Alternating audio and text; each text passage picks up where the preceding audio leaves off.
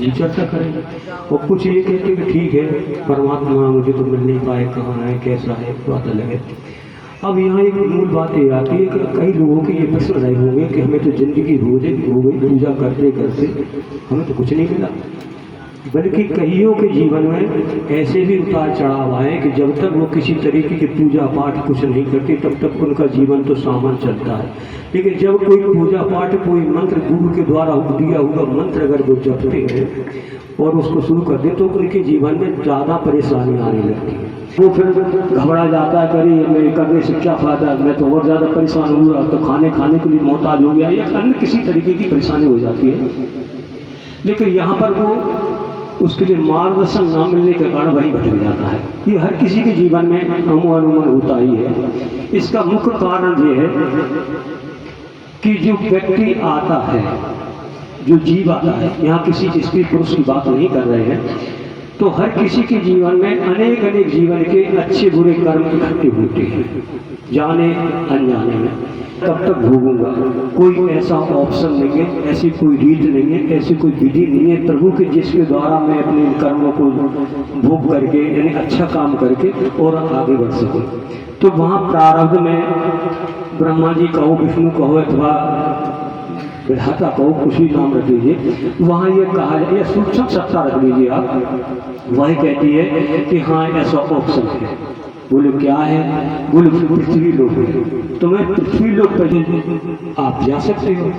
तो वह जीव कह रहा है कि मुझे भेजो पृथ्वी पर। बोले ऐसे कैसे भेज देंगे, कुछ इसमें तुम्हारे अच्छे कर्म और कुछ बुरे कर्म दोनों ही जो तुमने किए हैं उसको साथ में भेजेंगे, तो आपको अच्छे भी भोगने पड़ेंगे और बुरे भी भोगने पड़ेंगे। तो वहाँ जीव एग्रीमेंट करता है कि हाँ ठीक है प्रभु मेरे को पृथ्वी लोक को भेज दीजिए।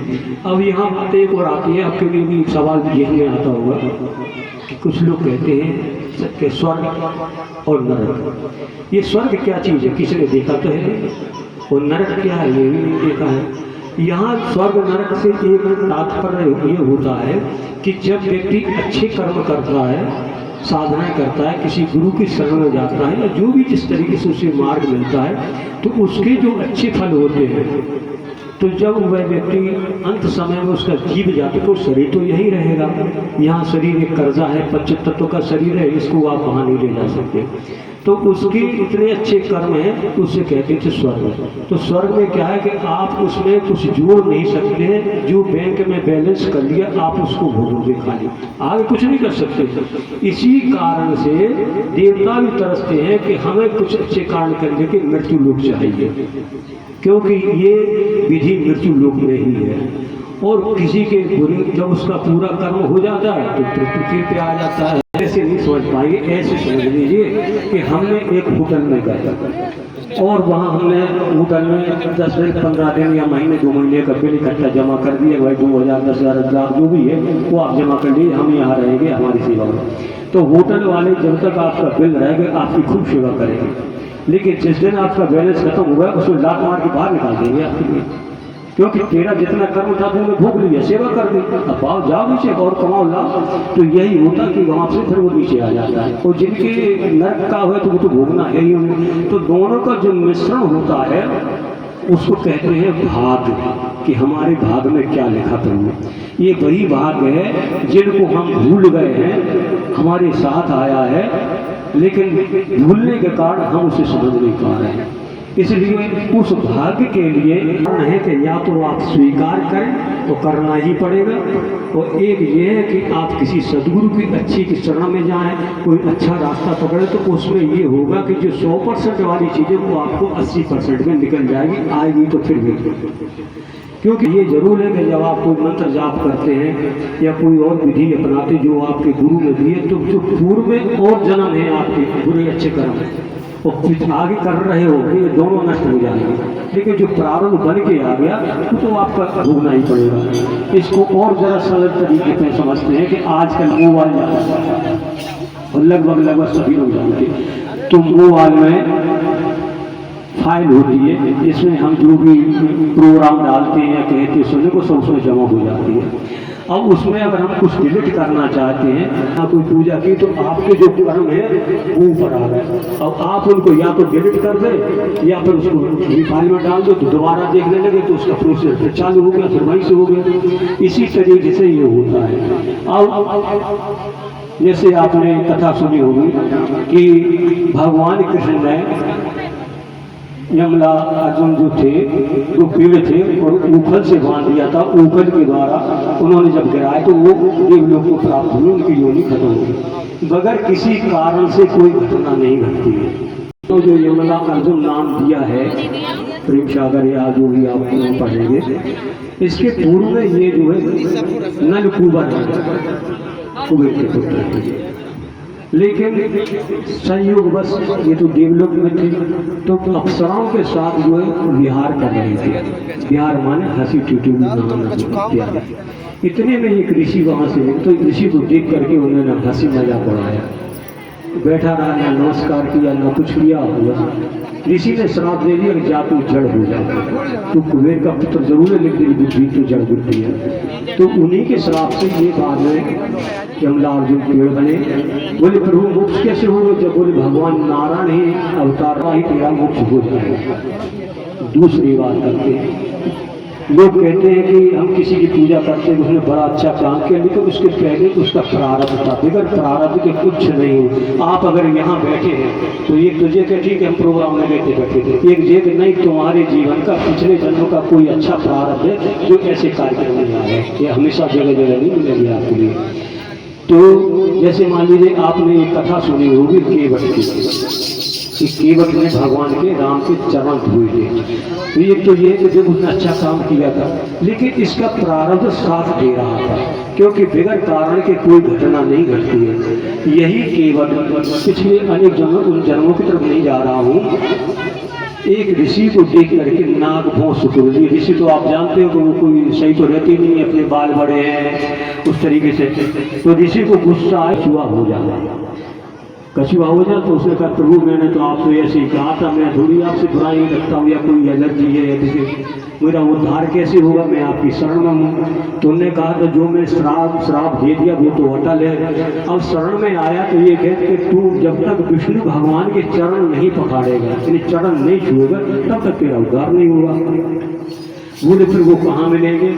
बोले इस समय तो क्षीर सागर में है। तो बोले वहीं भेज दीजिए मेरे लिए।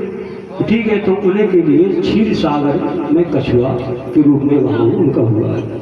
अब वहाँ क्या थी, क्षीर सागर में भगवान विष्णु जो हम लोग तस्वीर देखते हैं ना कि पीछे शेषनाग है, आगे लक्ष्मी जी बैठी हुई है, तो वो सोचता था इनके चरण सूजन में मुक्ति हो जाए। देखिए प्रारब्ध की बात है, इसको समझना। तो जैसे वो चरणों की तरफ आते थे तो लक्ष्मी जी उनको बताती थी कि चरणों का अधिकार मेरा है, तुम कैसे आ गए।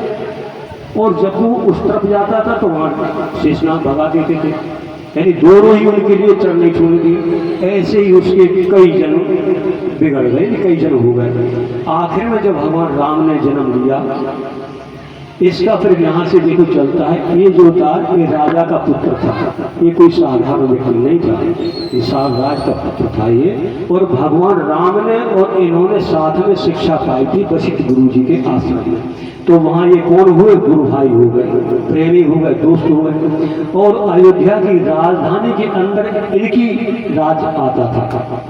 तो एक तरफ से चक्रवर्ती राजा के इनकी राजधानी है, तो अभी इनके सेवक हुए, प्रेम था इनके। और वहाँ उन्होंने किसी कहा था कि प्रभु आप तो चलें, कभी कृपा करके आप हमारे तो आइए हमारे नगर में। उन्होंने कहा ठीक है आएंगे। कर्म उसका साथ दिया।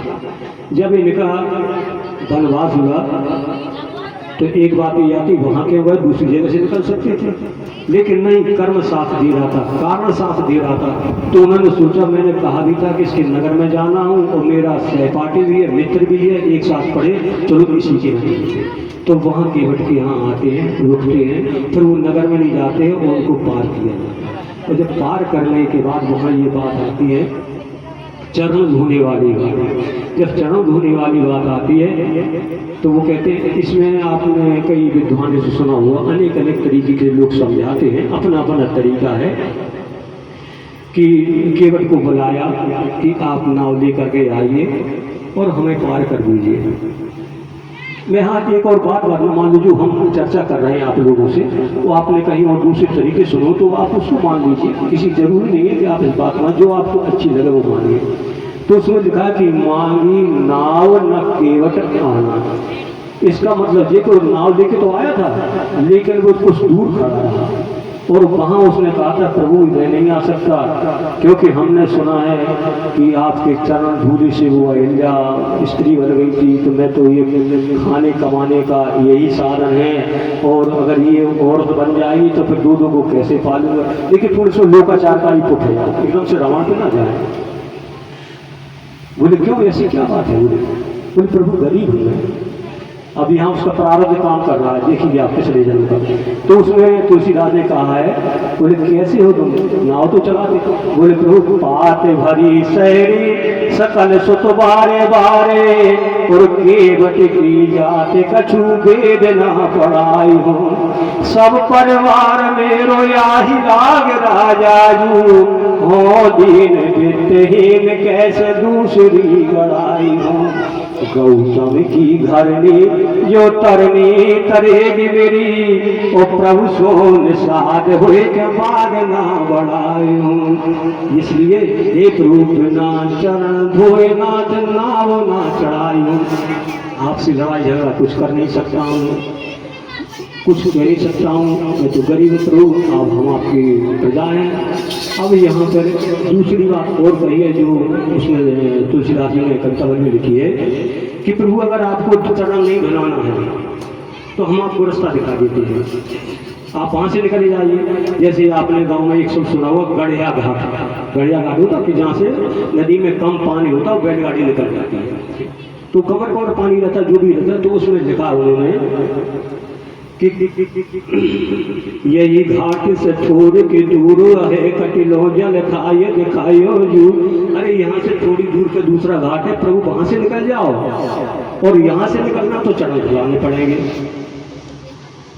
बोले इतनी तू जिद क्यों कर रहा है? बोले अरे किसी की कोई ठीक है पत्नी ठीक तर गई तो उसमें मेरा क्या दोष है? बोले नाम अजामन से खलकोट अपार नदी बब बूढ़त काय। बोले अरे वो भी सुना है मैंने कि आपके चरणों की धूल में कितना प्रभाव है।